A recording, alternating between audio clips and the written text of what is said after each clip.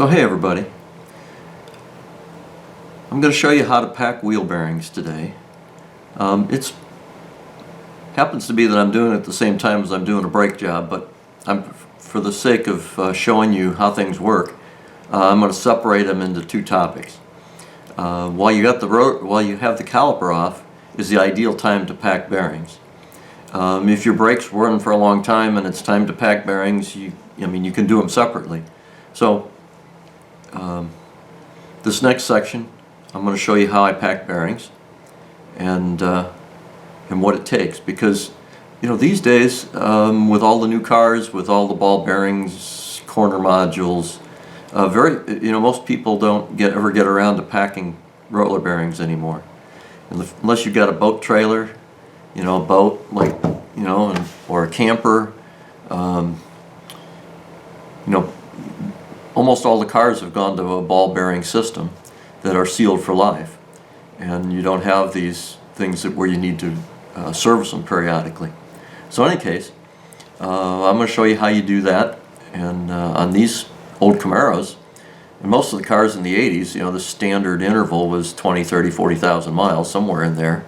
The service manual typically said, hey, time to repack the bearings. And basically what that just does is it gets you the old grease cleaned out, new grease in there, and it extends the life of your bearings and keeps them from failing. And I hadn't done them on the Camaro yet. I'd had the caps off, so I've had a look at them, and I knew there was grease in there and it looked pretty good, so I've been driving it. But as long as I'm out, I knew I was going to do the brakes, and so while I do the brakes, I'm going to pack these bearings and show you how, because there is a little bit of an art to it, and how you get them back and adjusted. So here it goes. While I'm in the midst of this brake job, I'm going to take the opportunity to redo the wheel bearings. Most people haven't packed wheel bearings before, unless you've got a boat trailer or something and do them that way. Or most of the new cars have ball bearings instead of these old tapered rollers, and they tend to be sealed packages. These old tapered rollers are really pretty good, doggone good bearings. We used to have to, you have to repack them. Maybe I think the typical was like every 20 or 30,000 miles, so it is a maintenance thing.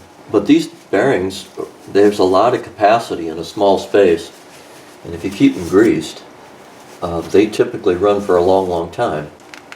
The reason that the industry went away from them in the 80s and 90s is that the tapered bearings have more rolling resistance than ball bearings. So while they have a really good capacity, when we got into the world of fuel economy, the world started to shift and try to go other direction. So we need to be able to pull this key out, and side cutters tend to be the go-to tool for that.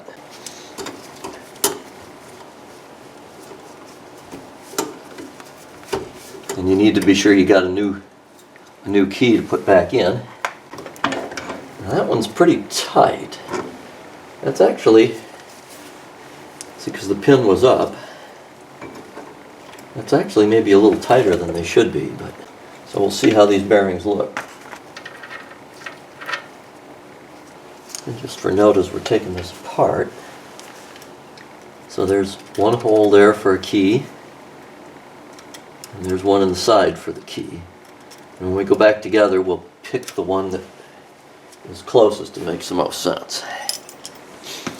But if you hit that, she'll come out. I didn't quite mean for it to come out quite that abruptly, but it fell on the cardboard, and we're going to clean out the grease and clean everything out anyway. So that washer is keyed so that it goes in just one way.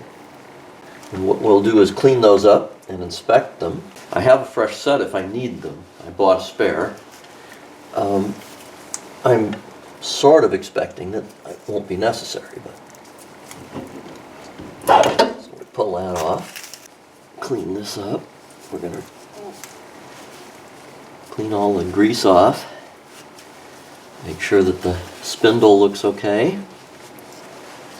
This surface back here is where the axle seal, hub seal rides. So again, we'll want to make sure that's all cleaned out.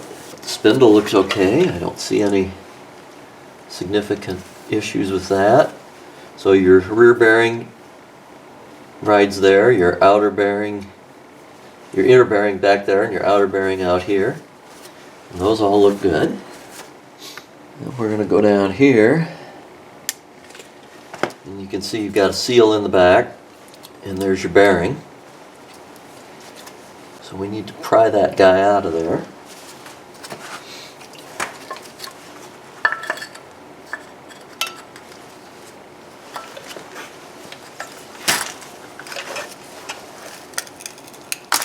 There it goes. Block of wood. It's very helpful. There's the bearing and all of its grease. Let's wipe these down and wipe out the grease and see what we got. So then you want to try to wipe out as much of the grease out of the hub as you can, because it's old and gunky, and we're going to replace it with fresh. Before we go any further, is you need to look at these bearing races and make sure they look good. And look good means, let's get a light in there. Look good means they aren't scored, scratched, pitted, or turned brown from too much heat. And that one looks pretty darn good. I don't see anything wrong with it. And this front one, likewise, I don't see anything. Normally what you'll see if you got a problem is they'll start turning blue if they've been too hot, or they'll start having craters in them. And if you get to that point, that's a problem. At this point, I'm going to turn the camera off for a few minutes, and I'm going to go take these bearings, take these guys, and wash them out with mineral spirits, clean them out, dry them out. Well, the air dry. And then I'll be back and we can repack them and put things back together again. Alright, so here's the bearings. Cleaned out with mineral spirits and dried. I used a little compressed air. You don't ever want to spin these with compressed air, though. Just recognize that you can use air to dry them out. It's dangerous to spin them. But anyway, they're nice and clean. And then same thing as looking at the bearing races. You want to look at these rollers and make sure that there aren't any places where you have pits or blue rollers or obvious wear. And that one looks pretty good. That's the inner one. Here's the outer one, the small one, that goes out on the end of the spindle. And once again, it looks, it's cleaned up really well, and it looks no defects. If you do have defects, I said I have a spare set, and what you get is a new bearing and a new bearing cup that is matched to that bearing. And then you have to go in with a punch and drive the bearing cups out and drive in the new ones. And it's a kind of a meticulous task, I guess I'll call it.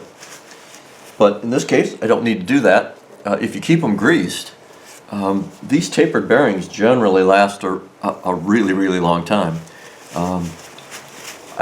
My experience with these tapered bearings is they're more durable than the ball bearings we use in newer modern cars.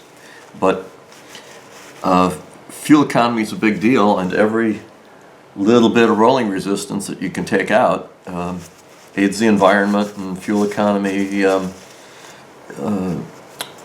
regulation and all of that. So anyway, we're going to grease them up.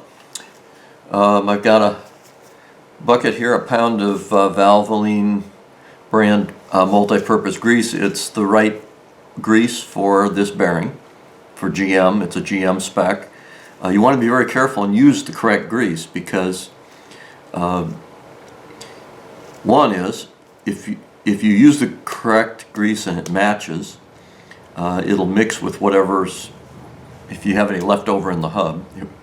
If you have greases that don't match, they can attack each other and break down and not lubricate as well. A grease is an oil in a carrier, and the carrier is a thickener that holds the oil. And so the thickeners have to be compatible, and they have to be able to take temperature. And when you run disc brakes, this one says drop point of 500 degrees minimum, and it's a lithium complex in LGI2, and it meets GM spec. So that's what I use. When I go over to my boat trailer over here, I have a whole different one that I use that's designed to not wash out when it gets wet, and it's a calcium complex. And if you mix this with that, bad things happen and your bearings will fail. So in any case, I'm going to use that. And I'm going to turn the camera here, and we're going to start packing. Okay. So when you pack these, if you haven't done one of these before, they make packing devices that you can put the bearing in and it'll pump the grease through. But you can do these by hand. It just takes a little bit longer. I've been doing them by hand for years. It's just painstaking a little bit. But you take the grease, and what my dad always used to tell me is, it will never get in there unless you put it there in the beginning. In other words, some people will smear it around the outside and hope that it makes it to the inside. You can't do that. You need to pack it. And so what you do is you go to the open end of the bearing with a finger full of grease, or 2 fingers full of grease, and you push it in, and you just keep working around the back side of the bearing, and you'll see it starts to come out around the rollers here. And when it gets all the way through and starts coming out here, then you have the bearing that's been packed. So it takes a few minutes, but fingers at a time, just keep on going. So it takes a little bit of patience. Just takes a little persistence. You can see it starting to show up here around the front now. And you can pick it out of the center and put it back up on the back, push more in. You just want to keep pushing till it shows itself out the front. At this point you can see it's coming through. So we just keep on going. But once you get that in there, now you've got it pretty well packed. Got grease all the way through. Good. Alright. So then what you want to do is we're going to go on the back of the hub with a fingerful or so, a big one, big dollop, and you want to put some in the hub.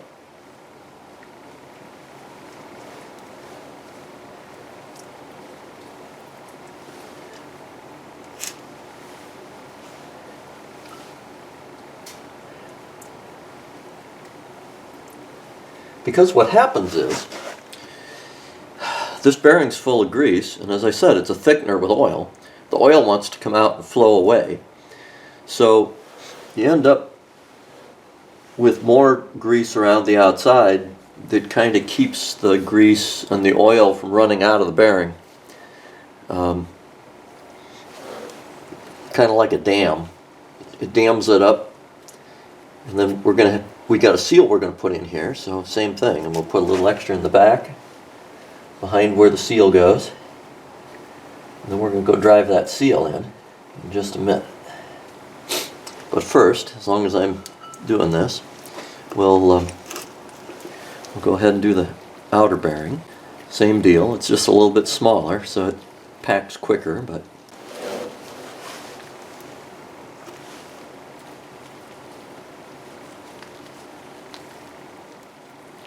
okay, well, that one's coming around.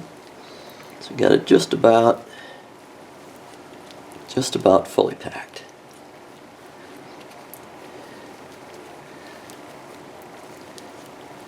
I don't think the tool does it necessarily any better than this. It just does it faster. So if you're not doing very many bearings, it's probably not worth the investment. I should get one someday just for fun.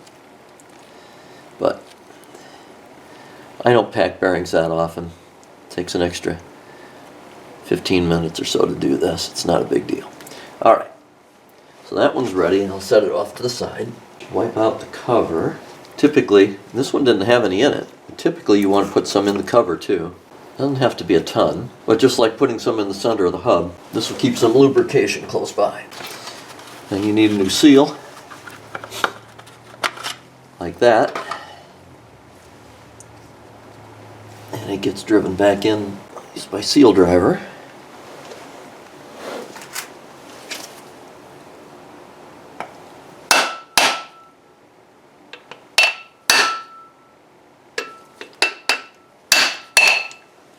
Okay, she sounds like she's down.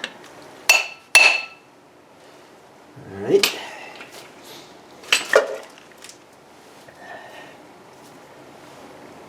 We'll get a little grease up here and put a little bit on the seal so that the seal itself is lubricated. You don't want to have a mess, but you don't want the seal on there dry. It's good to have a little bit in the, it's a double lip seal, so you want a little bit in between the lips. I'm going to clean this, so it's got a little bit of grease on it, so I'm going to clean it with a little bit of alcohol. Just get the grease off. Because we're putting new linings on, I got a Scotch-Brite pad here, and we're just going to put a little bit of a circular pattern on there to help the linings break in. Trying to keep from contaminating it again, but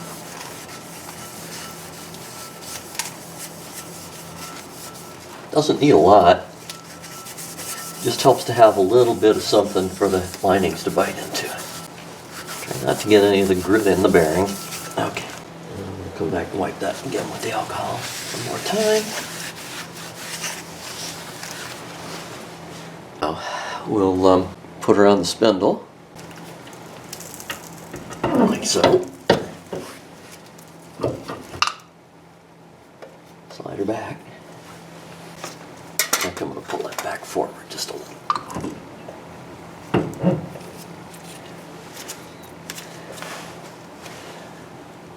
I need to get a little bit more in here, right up in the front.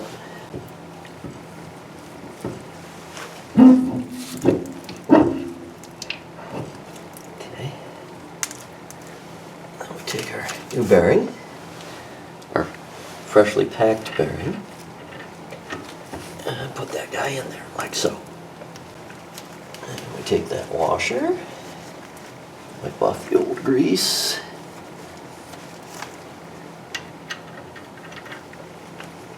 Put that on there like so.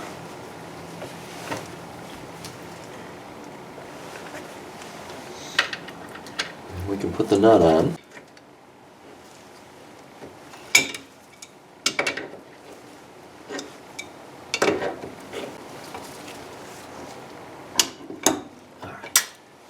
Now, first thing is just kind of shake it and turn it and make sure that it's seated all the way back.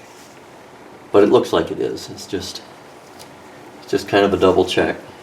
You do want to make sure that washer is greased, but I had plenty of grease on the side of the bearing, so I'm not worried about that. And then normally what you're supposed to do with these is rotate them, and while you're rotating them is torque them up. And they say like 50 foot-pounds are really good. These bearings will take quite a bit, but do it while it's turning. So that ensures that the thing is really seated. Now if you ran it like that, you'd burn things up. So then what you do is you pop that loose. Now that you know that it's all the way in, and then come back around, keep spinning it, and tighten it up one second time. And then you come back and you basically go to finger tight. And when you get to this point, it's a little bit of a judgment call. If you go finger tight like that, This is where, actually where it was when I took it apart. And here's a fresh key. It doesn't quite want to go in the hole, right? They were actually a little tighter than that. So what you really want to do is go finger tight and then back it off just a hair to the next. So see, I can get it in the lateral hole and I'm only back like, it's just a little bit. The bearings should have a little bit of clearance in them. Small amount, just a small amount. Some people will go ahead and do them finger tight, but frankly, it was more than finger tight when the mechanic, whoever did this the last time, had it here. And so now we're back here. I say back one notch. That was how I was always taught to do it. Because you want a little clearance but not too much. And that's why they've got 2 sets for the pin. So 2 holes. Vertical one and a horizontal one. You back off to the next one that you can get.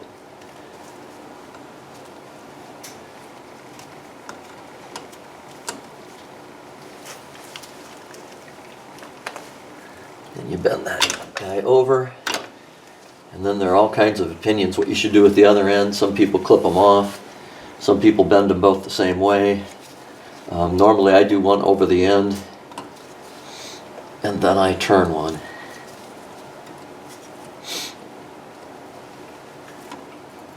I say I don't know what, everybody says a different way, and I've never had one come loose, so I continue to do that. So that's tight.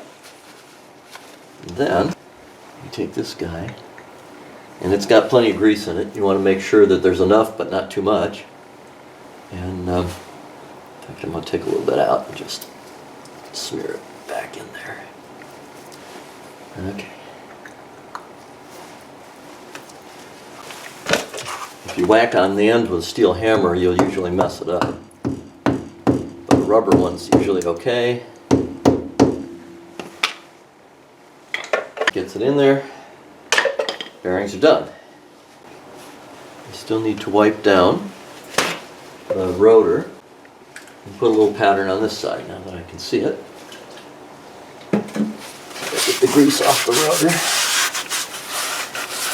And then I put my Scotch-Brite pad. Here it is. Now, go ahead and we'll put a little bit of pattern on it. I'm not real fussy about this. I've never had a problem. Back when I worked in brakes, I had technicians that were rebuilding cars all day, and this was their method. They put fresh linings on, use a little bit of abrasive paper or a Scotch-Brite pad, so that the pads had a little something to bite against as they broke in. But you don't want to go too far, because then you really don't want them to wear too much. You just want to burnish them and seat them in. Alright. In fact, with today's linings, I don't know that you need to do anything, because they're semi-metallic and or ceramic and or they're much more aggressive than the linings of the 80s as new materials have been invented. That is how you pack bearings. And now that that's done, I can finish the brake job.